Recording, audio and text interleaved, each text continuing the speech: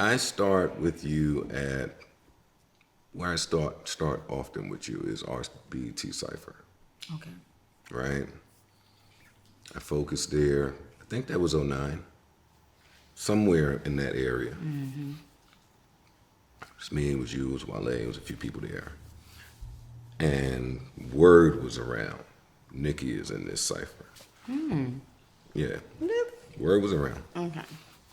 Nicki coming, she spit, she rap. You better have your bars right. It was all of No, that. they. I'm telling you, okay. what Webb was saying back then. He sends his love, of course.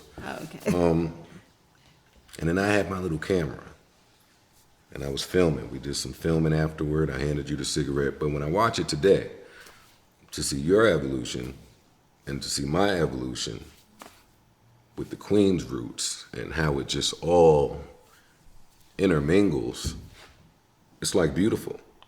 And then I go to your Instagram and you post '08 Nicki and 2022 Nicki. Isn't that crazy? Out of nowhere, I just happened to post that. Yeah. But what does that Nicki say to that Nicki? I wish that then I would have appreciated more things. I wish I would have appreciated myself more, my look more, that raw talent that wasn't so jaded and tainted with the ridicule from other people. You know what I'm saying? Like, Even that early. well, yeah, that early, I was still in that good place where artists are, where we are when we just start getting a little bit known, and we're thinking, oh, I'm just about to do what I love and make people happy, and then before all of the other stuff comes in, you know what I'm saying? For label stuff, or you know, and remember, social media was just beginning when I started, so I was like everybody. I was a lot of people's guinea pig. I was one of the first people to be shitted on the internet, on social media, like non-fucking stop. Every day I would go on, and it was some new story, made up story, or bad picture, or it wasn't acceptable to have surgery at all or anything. Even though, and at that time I had never had surgery. I had ass shots, which till this day I realize, even what I did, and even with me not consulting with anyone to do something like that, how insane that was. Like, it's not that you go to a doctor, a professional person. No, it's some random person. Yeah, shorty in the Bronx. Comes in. I was in Atlanta Queens. at the time. And actually what happened was I kept on being around Wayne and them. And at that time, Wayne, he always talking about big booties and all. Wayne would have like a new chick in the studio every session. So it was always a new big booty. Creative support. That's what I like to call it. A new big booty there. A muse. Right. Actually, yes. Actually, it was. They were his muses. You like to look to the side and see something with some ass sitting there while you're trying to right. come up with a line. That's right. And yes, I want to make sure I don't downplay those women, because they have a big part in the journey of a rapper's career. You know what I'm saying? Because when they are out there, they would give him that fuel. Them smiling, them listening. He would do stuff and then just see organically what they would respond to, right? All of those things. So they were his muses, but I just was around them all the time, and I was like sister. I was like the little sister with Wayne and Mac and all these boys, J Mills and Gutta and all of them, and all I would hear them talking about is big butts. And I didn't feel complete or good enough, good as those girls, because I'm like, oh my God, this is what you're supposed to look like in the rap culture, and I don't look like that. And now.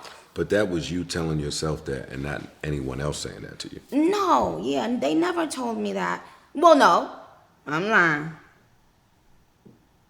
I think Wayne, and I think they said stuff sometimes jokingly. Jokingly. But to a young girl or up and coming rapper or anything like that, when it's from someone like Lil Wayne, it matters, you know, like, so even if they're joking, they don't know that the person that is there in that room with them is not finding it funny. They're thinking that, and now that I'm older, I understand. Sometimes you'll say something in front of someone and you're thinking that they know that they're pretty, or they know that they're smart, or they know that they're talented or whatever. You're thinking that this is what this person thinks about themselves, you know? So you'll say certain things around them or to them.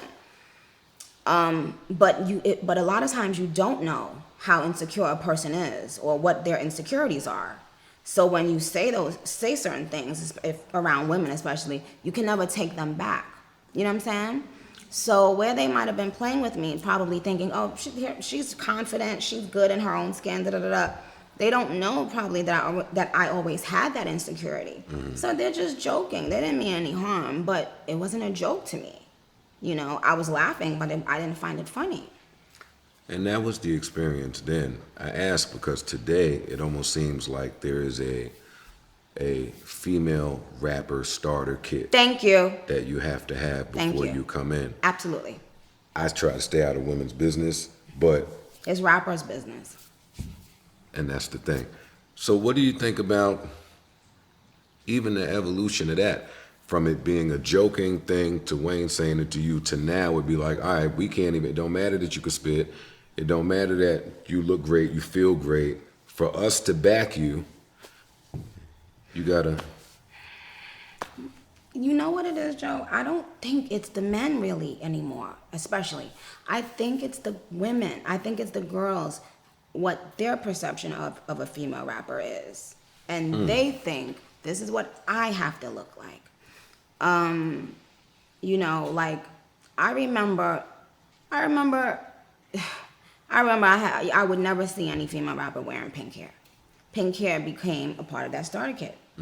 Every female rapper will put on a pink wig at some point. And I remember that was just the Nicki Minaj thing.